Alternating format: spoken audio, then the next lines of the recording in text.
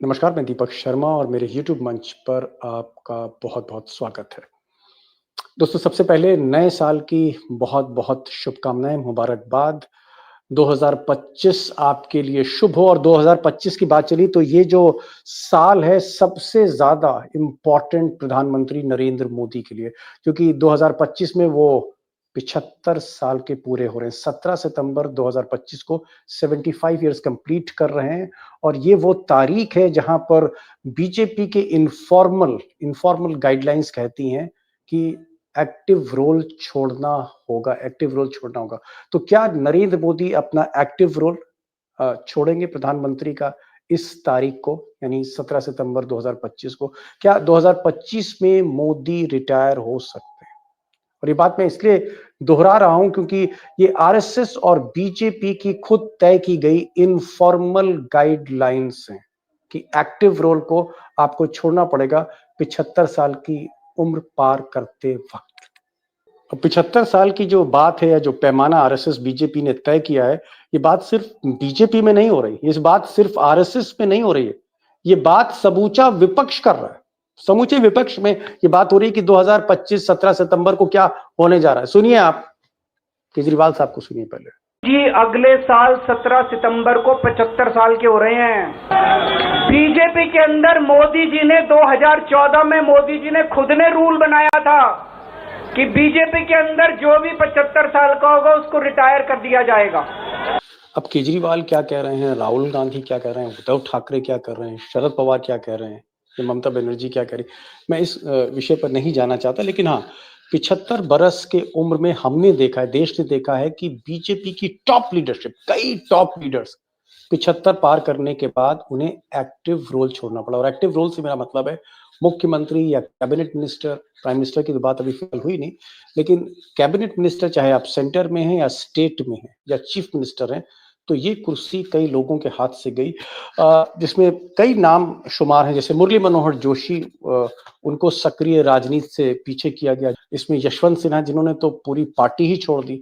उसके बाद शत्रुघ्न सिन्हा, पार्टी इन्होंने भी बदली, आज भी ये टीएमसी में है। इसके अलावा हिमाचल प्रदेश के पूर्व मुख्यमंत्री शांता कुमार, एक बड़े नेता हिमाचल प्रदेश के, जो मुख्यमंत्री हो सकते थे, उनको भी 75 का कह के किनारे किया गया। बीजेपी के आइडियोलॉग, एक बहुत बड़ी विचारधारा को आगे रखने वाले पत्रकार अरुण शौरी, कैबिनेट मिनिस्टर थे वाजपेयी सरकार में, 75 का नियम इन पर भी गया, लागू हुआ। कलराज मिश्रा ये गवर्नर बना दिए गए। कल्याण सिंह जो अब नहीं है, ये भी नियम उनके लिए भी हुआ, ये भी गवर्नर बनाए गए। लालजी टंडन, ये भी एक बड़े, आप कह सकते हैं, नेता थे उत्तर प्रदेश के, हालांकि अब दुनिया में नहीं, लेकिन 75 के पार इनको भी गवर्नर बनाया गया। ऐसे दर्जनों नेता हैं, दर्जनों नेता। अगर मैं नाम लेने पर आ जाऊं, अगर आप पूरी लिस्ट आपके सामने रखूं तो 100 सवा 100 नाम मैं आपको और पढ़ के सुना सकता हूं। सवाल यह कि ये जो पैमाना इतने नेताओं के लिए था, बीजेपी के बेशुमार नेताओं के लिए था, बड़े नेताओं के लिए था, क्या ये पैमाना आरएसएस, मोहन भागवत या बीजेपी मोदी के लिए भी तय करेगी अगले साल 2025 में? अब दोस्तों, ये सवाल बड़ा भी है, पेचीदा भी है, बहुत सी कॉम्प्लेक्सिटीज हैं, और खासकर जब मोदी जी का नाम आता है तो बहुत से लोग चुप हो जाते हैं। और अमित शाह भी इस पे क्लैरिफिकेशन दे गए हैं कि नहीं नहीं, ये एक इनफॉर्मल था, ऐसा कोई फॉर्मल कोड ऑफ कंडक्ट नहीं है, कोई रूल बुक नहीं है बीजेपी में कि 75 साल में रिटायर होना ही होना है, ऐसा नहीं है।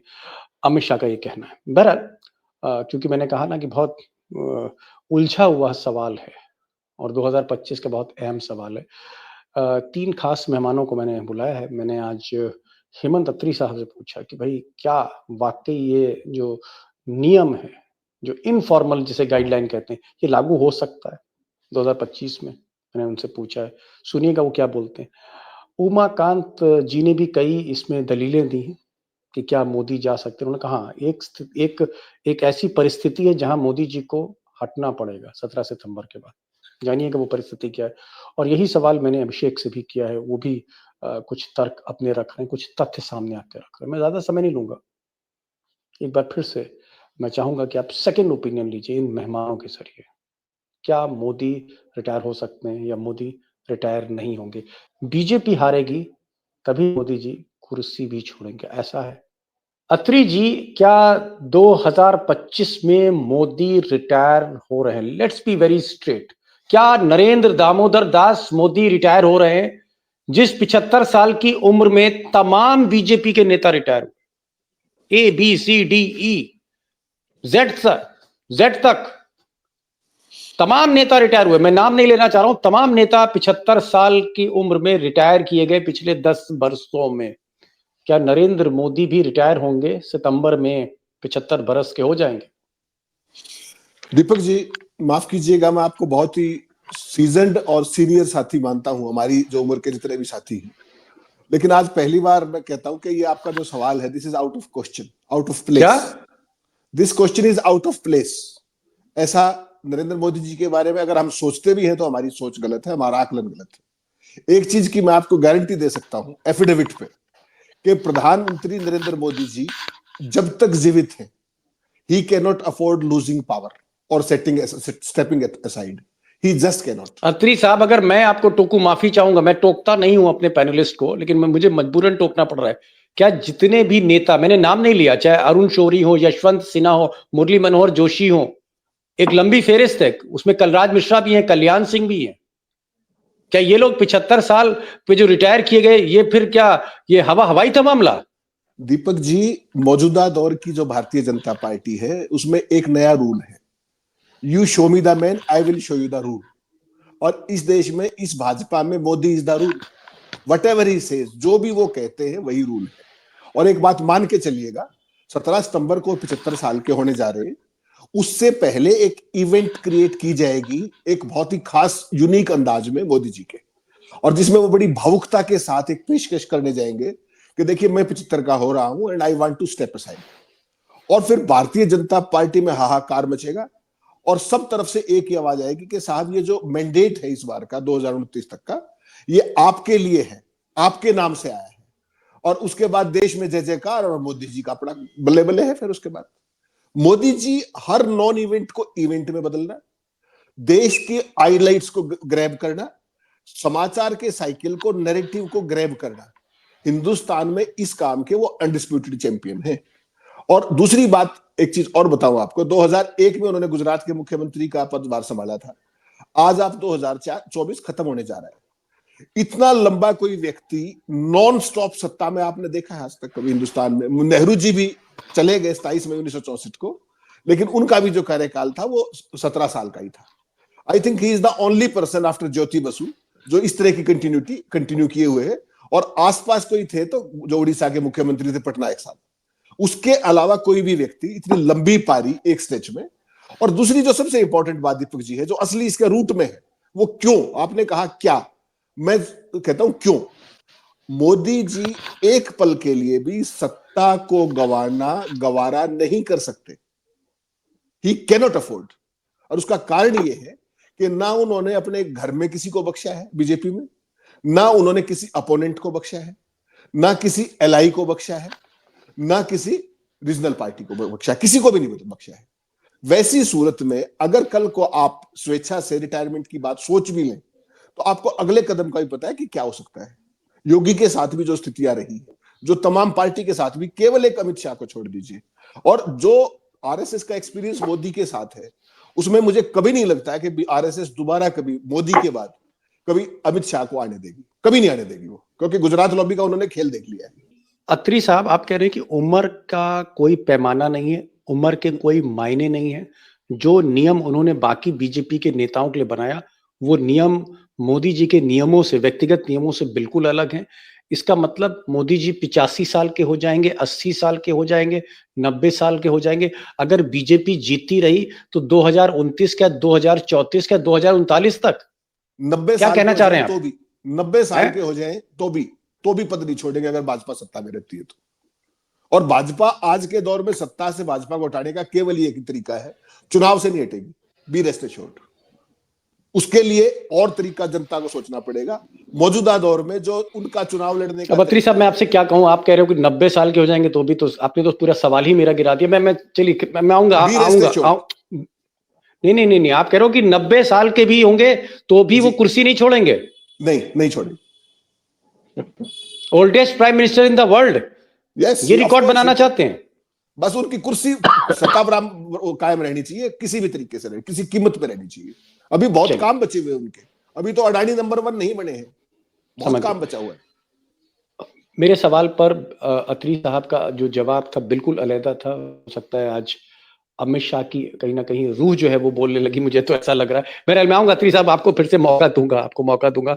मैं जरा लखेड़ा साहब पर जाता हूँ। लखेड़ा साहब, जी आप मोदी जी को तब से फॉलो कर रहे हैं जब मोदी जी चीफ मिनिस्टर भी नहीं बने थे, जब मोदी जी ऑटो पे घूमते थे दिल्ली में, उससे पहले से आप मोदी जी को जानते हैं और आप मोदी जी को लगातार फॉलो कर रहे हैं।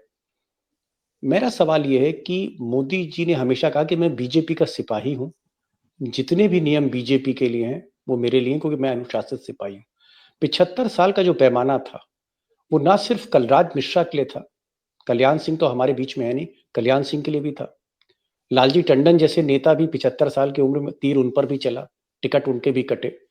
शांता कुमार जो हिमाचल प्रदेश के मुख्यमंत्री हो सकते थे, तीर उन पर भी चला। यशवंत सिन्हा तो इतने मायूस हुए कि उनको पार्टी छोड़नी पड़ गई। शत्रुघ्न सिन्हा का भी वही हाल रहा, और वही हाल अरुण शौरी का रहा, वही हाल मुरली मनोहर जोशी का, सबका वही हाल रहा। क्या एक सिरे से जितने भी नेता, एक नहीं दो नहीं, मैं आपको दसियों एग्जाम्पल दे सकता हूं। मैं तो राष्ट्रीय स्तर के नेताओं की बात कर रहा हूं, अगर मैं प्रदेश स्तर पे जाता हूं तो तकरीबन 100 से ज्यादा बीजेपी के नेता, more than 100, I can give in writing, मैं लिंक में भी डिस्क्रिप्शन डाल सकता हूं अगर मेरे दोस्त बोलते हैं। 100 से ज्यादा नेता जो हैं 75 साल के, जैसे ही उन्होंने 75 साल पार किया रिटायर कर दिए गए, और तब यह बात मानी गई कि भाई 75 साल आरएसएस ने वक्त तय कर दिया है। और अत्री साहब कह रहे हैं कि 75 साल का जो वक्त तय किया गया है, मुकर्रर है, वो मोदी जी के लिए नहीं है। What is this? देखिए, मैं एक बात बताना चाहता हूं कि मोदी जी के लिए जो 2025 का जो साल कुछ घंटों बाद शुरू हो जाएगा, कुछ मिनट के बाद शुरू हो जाएगा, मैं ये मानता हूं कि ये बहुत ही महत्वपूर्ण है मोदी जी की पूरी पॉलिटिक्स के लिए। और मोदी जी ने अगर ये पद नहीं छोड़ा या पेशकश नहीं की, पेशकश के बाद क्या होने वाला है वो तो अलग बात है, लेकिन मैं ये मानता हूं कि इस समय मोदी के खिलाफ पार्टी के भीतर, पार्टी के बाहर, चाहे वो चुनाव जितवा रहे हैं, बहुत जबरदस्त असंतोष है। आरएसएस उनके फैसलों को क्वेश्चन कर रही है, लेकिन मुझे लग रहा है कि रास्ता मोदी जी का हटने का या मोदी जी को हटाने का विकल्प अभी खुला हुआ है। और अगर जो मिस्टर जोशी है, संजय जोशी, अगर वो पार्टी के प्रेसिडेंट बन गए तो ऐसे हालात पैदा हो जाएंगे कि मोदी को कुर्सी एक सम्मानजनक एग्जिट करना पड़ेगा। उसके दुष्परिणाम क्या होंगे, क्या रिपरकशंस होंगे, वो दूसरी बात, अगले सवाल में मैं आऊंगा उस पर। जी, मैं एक चीज पूछ रहा हूं, एक छोटा सा सवाल और छोटा सा जवाब। मोहन भागवत जो आरएसएस के चीफ हैं और दत्तात्रेय होसबोले जो आरएसएस के जनरल सेक्रेटरी हैं, नंबर 2 पोजीशन पे हैं, इन दोनों के इर्द गिर्द जो लोग हैं उसमें कई आपके संपर्क में, एक पत्रकार के तौर पे आप मोहन भागवत के दफ्तर तक आप अंदर घुसे हुए हैं। मिस्टर लखेड़ा, क्या मोहन भागवत के दफ्तर से इस तरह के आपको संकेत मिल रहे हैं कि 75 साल के पैमाने पर आरएसएस सीरियस है? बहुत बड़ी विभाजन रेखा आरएसएस के सामने है कि क्या इन लोगों को अगर कंटिन्यू करेंगे तो भारतीय जनता पार्टी विसर्जित हो जाएगी, भाजपा विसर्जित हो जाएगी, उसका विसर्जन हो जाएगा। क्योंकि ये मोदी जी, अमित शाह, ये तो नए प्लेयर आएंगे, ये इतिहास हो जाएंगे 2-4 साल बाद। तो पार्टी तो रहना है कि नहीं रहना पार्टी को। अगर मोहन भागवत आज आरएसएस के प्रमुख है, सरसंघ चालक है, तो अब उनके बाद दूसरा भी तो होगा, उसके लिए भी तो आरएसएस में कुछ बचेगा। सवाल यह है कि जब पार्टी ही नहीं रहेगी तो मोदी जी क्या करेंगे। और पार्टी का इरोजन हो रहा है, बहुत पूरा कॉमर्शियल हो गया भारतीय जनता पार्टी, वैचारिक रूप से दिवालियापन हो गया। और इन्होंने, इन दोनों लोगों ने, जो गुजराती बंधु हैं, इन लोगों ने पूरी पार्टी को हाईजेक कर दिया। अभिषेक जी, जो अत्री साहब कह रहे हैं कि बिल्कुल भी संभावना नहीं है, ये तो बल्कि 75 साल की जगह 90 साल कह रहे हैं। मोदी जी 90 साल के होंगे तो हो सकता है तो भी प्रधानमंत्री रहे। लेकिन लखेड़ा साहब ने कहा कि आरएसएस के भीतर ये एक सोच है कि कहीं ना कहीं 75 के पैमाने को छोड़ना नहीं, पीछे 75 का पैमाना रहेगा। वो मोदी पे लागू होता है नहीं होता है, ये तो आरएसएस की अपनी विचारधारा या उनका जो रूल बुक है वो जाने। अगर मान लीजिए कि नरेंद्र मोदी वाकई रिटायरमेंट करते हैं या राष्ट्रपति बनते, मैं उस विषय पे नहीं जा रहा हूं। इस दौड़ में कौन है? क्या अमित शाह 100% वही उत्तराधिकारी होंगे, या उत्तराधिकारी को लेकर भी जंग छिड़ेगी, जिसमें योगी आदित्यनाथ, उसके बाद देवेंद्र फडणवीस, फिर शिवराज सिंह चौहान और राजनाथ और गडकरी अगर अपने को संभाले रहे तो वो भी? क्या आपको लगता है कि उत्तराधिकारी को लेकर भी सफर इतना आसान नहीं होगा गुजरात लॉबी के लिए? देखिए दीपक जी, इस सवाल का जवाब दो हिस्सों में है। पहला हिस्सा यह है कि नरेंद्र मोदी कुर्सी छोड़ेंगे या नहीं। तो मेरा स्पष्ट मानना है कि नरेंद्र मोदी 17 सितंबर को जब 75 साल के हो जाएंगे वो कुर्सी नहीं छोड़ेंगे। क्योंकि मुझे लगता है दीपक जी, आप सब वरिष्ठ लोग हैं, लेकिन मुझे इस मामले में लगता है कि इस देश के बाकी प्रधानमंत्रियों और नरेंद्र मोदी में फर्क है। नरेंद्र मोदी की पहचान ही सत्ता है। तमाम प्रधानमंत्रियों को आप देखें इस देश में, कोई अपनी पहचान नहीं छोड़ता। मनमोहन सिंह प्रधानमंत्री थे, ये उनकी पहचान नहीं थी, वो बहुत बड़े अर्थशास्त्री थे। उन्हें पूर्व प्रधानमंत्री के नाते जो सम्मान मिला है अभी, उसमें पूर्व प्रधानमंत्री वाला हिस्सा 25% से ज्यादा नहीं था। भारत में मैं दो राजनेताओं को जानता हूं जिनकी पहचान सत्ता से है, जो जिंदगी में कोई चुनाव नहीं लड़े, सीधे मुख्यमंत्री बन गए, सीधा। एक राबड़ी देवी, एक नरेंद्र मोदी। ये दो ऐसे राजनेता हैं जिन्होंने MP MLA छोड़ दीजिए, विधान परिषद राज्यसभा छोड़ दीजिए, म्युनिसिपल कॉर्पोरेशन और वार्ड का चुनाव भी नहीं लड़ा था, सीधे मुख्यमंत्री बना के थोप दिए गए थे। चलिए, मैं एक रिपोर्ट का हवाला दे दूं। ये रिपोर्ट है, क्लासिफाइड रिपोर्ट कह सकते हैं आप इसको। Bharatiya Janata Party has an informal guideline suggesting that leaders retire from active roles upon reaching 75 years of age. This is not a strict rule codified. वो कह रहा है, एक रिपोर्ट कहती है कि कोडिफिकेशन नहीं है, बीजेपी के रूल बुक में नहीं है, लेकिन इनफॉर्मल गाइडलाइंस हैं जिसमें एक्टिव रोल से वो रिटायरमेंट फुल नहीं, एक्टिव रोल से रिटायरमेंट होने की बात अपॉन रीचिंग 75 ईयर्स, 75 साल के पूरे होने पर। ये एक इनफॉर्मल गाइडलाइंस है विद इन द RSS, और जिसको लागू भी किया गया एक्टिव रोल्स, यानी मुख्यमंत्री, प्रधानमंत्री उसमें आते हैं, कैबिनेट मिनिस्टर उसमें आते हैं, गवर्नर्स नहीं आते, बाकी पद नहीं आते। मैं इसलिए पूछ रहा हूं कि मान लीजिए RSS जागता है, संजय जोशी जैसा कोई आता है, ऐसी परिस्थितियां हो जाती हैं कि रिटायर हो, तो फिर आपको कौन लगता है कि अमित शाह आसानी से उस कुर्सी पर बैठ जाएंगे, मोदी जी इंतजाम कर ले जाएंगे, या फिर इतना आसान नहीं होगा रास्ता? देखिए, इसका भी थोड़ा कॉम्प्लिकेटेड आंसर है, लेकिन सबसे पहले दरअसल ये लगता है कि आपको इस फैसले के पहले 11 मई 2023 का चंद्रचूड़ की अध्यक्षता वाली संविधान पीठ का फैसला देखना होगा महाराष्ट्र के मामले पर, जिसमें 3 अहम बिंदुओं में एक बिंदु इतना महत्वपूर्ण है जो भाजपा अध्यक्ष के चुनाव को रोक कर रखे हुए हैं। वो बिंदु ये है, वो पॉइंट ये है कि पार्टी के किसी भी सदन में, चारों सदन, लोकसभा, विधानसभा, राज्यसभा और विधान परिषद, किसी भी सदन में किसी पार्टी का व्हिप वही व्यक्ति हो सकता है जो पार्टी के आला कमान के द्वारा नियुक्त हो, ना कि फ्लोर लीडर के द्वारा। नरेंद्र मोदी टेक्निकली भारतीय जनता पार्टी में भी फ्लोर लीडर है, भले ही सर्वेसर्वा है, लेकिन एक सदन के वो फ्लोर लीडर है लोकसभा के। अत्री साहब, मैं आप आ रहा हूं दूसरा क्वेश्चन। हालांकि आप मेरे सवाल से बिल्कुल भी मुतमईन नहीं थे, मेरा सवाल दूसरा है। मैं स्पेकुलेशंस पे नहीं जा रहा हूं, मैं ना ही किसी खोज खबर पे जा रहा हूं। मैं सिर्फ ये कह रहा हूं कि मोदी रिटायर जब भी होते, 75 कह लीजिए या जो आप कह रहे हैं 90 साल, आज की तारीख में आपको जो कंटेंडर्स हैं, जो इस रेस में लोग हैं 3-4, वो कौन लगते हैं और क्यों लगते हैं? देखिए जी दीपक जी, पहले तो मैं वही बात रिपीट कर रहा हूं कि वैकेंसी नहीं है तो कंटेंडर की जरूरत नहीं महसूस करते, नंबर 1। लेकिन फिर भी आपका सवाल है, उस सवाल में अगर आप जाएंगे तो एक चीज निश्चित मान के चलिएगा, किसी भी कीमत पर अमित शाह नहीं होंगे, किसी भी सूरत। क्या अमित शाह किसी भी सूरत में नहीं होंगे? उसके 2 कारण मैं बताता हूं आपको। मोदी जी जब दिल्ली आ गए थे तो उनके लिए सबसे आसान था अमित शाह को गुजरात सौंपना। अमित शाह की हार्दिक इच्छा आखिर तक ये थी कि मैं किस तरीके से मुख्यमंत्री बन जाऊं। उनको पार्टी का राष्ट्रीय अध्यक्ष बना दिया 2 बार, उनको देश का गृह मंत्री बना के नंबर 2 पावरफुल बना दिया।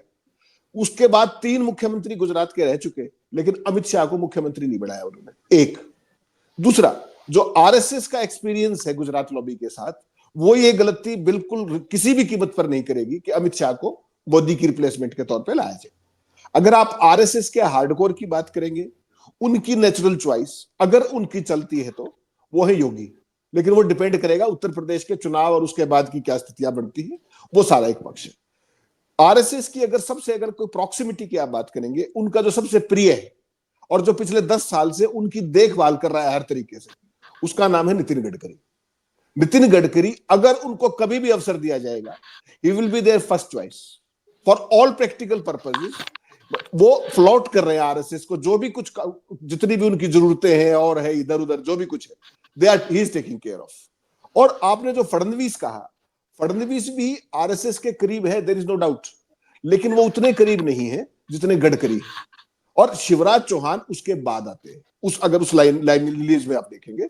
लेकिन मैं फिर एक बात कह रहा हूं, Modi ji can not afford losing power at any cost, number 1।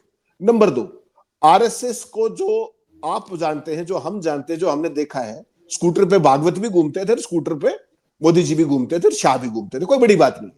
आज वो आरएसएस नहीं रही। आज आरएसएस के जो छुटभैया भी लोग हैं, वो चार्टेड से चल रहे हैं। दीपक जी मत बोलिए, वो 5 स्टार कल्चर के लोग हो गए, उनके अंदर वो सारी बुराइयां आ चुकी हैं जो सत्ता की बुराइयां होती हैं। आज आरएसएस में कूट कूट कर ऐसी कौन सी बुराई नहीं है जो उनके पास नहीं आ चुकी। अत्री साहब ने एक दूसरा तर्क दिया, उन्होंने कहा कि आरएसएस भले ही प्रेशर बना सकती है, जिस तरह से लखेड़ा साहब कह रहे थे, अभिषेक कह रहे थे कि प्रेशर बन सकता है, इनफॉर्मल गाइडलाइंस हैं जो लागू की गई, इंप्लीमेंट हुई हैं 75 साल की। लेकिन एक नई बात कही अत्री साहब ने, उन्होंने कहा कि मोदी और शाह ने इतना मैनिपुलेट कर रखा है आरएसएस के लीडरशिप को, टॉप लीडर्स को, घोड़ा गाड़ी देके, ऐशो आराम देके और भी बहुत सी चीजें देके इतना ऑब्लाइज कर दिया है कि आरएसएस आज की तारीख में मोदी के खिलाफ खुलकर सामने नहीं आ सकती। ये अत्री साहब कहना चाह रहे हैं। मैं एक last round of the question से एक एक लाइन का मैं जवाब चाहूंगा। लखेड़ा साहब, खैर छोड़िए कि आरएसएस क्या करेगी या बीजेपी की लीडरशिप क्या करती है, आज की तारीख में मोदी के कंटेंडर्स कौन है, ये तो बताइए एक लाइन में, सीधे स्ट्रेट 4-5 अगर नाम आपके पास हो। जी देखिए, मोदी के कंटेंडर अमित शाह, मैं इस बात से सहमत हूं अत्री जी की, पूरी तरह पूरे गेम से अमित शाह बाहर हो गए हैं। उनकी जो कार्यशैली है, उनका जो काम करने का तरीका है, वो जिस तरह से आरएसएस के लोगों से मैंने सुना कि भड़काते हैं या जो भी करते हैं, उनके काम नहीं करते। कई तरह के काम होते हैं आरएसएस के लोगों के, वो उनको अपॉइंटमेंट देते मिलने का जी। और बाकी कसर मेरे ख्याल ये जो अंबेडकर वाला एपिसोड हुआ, बाबा साहिब वाला, और उसने भी कहीं ना कहीं डेंट किया। हैंडलिंग है उनकी, देखिए सेंसिटिव इश्यूज को हैंडलिंग करने का। देखिए आज जो मोदी जी हैं, मोदी जी का एक छत्र राज क्यों है, एक ऐसा, इसको आरएसएस भी समझती है। देश इस तरह के कालखंड में है कि विपक्ष बहुत कमजोर है, और कमजोर विपक्ष मोदी की संजीवनी बना हुआ है।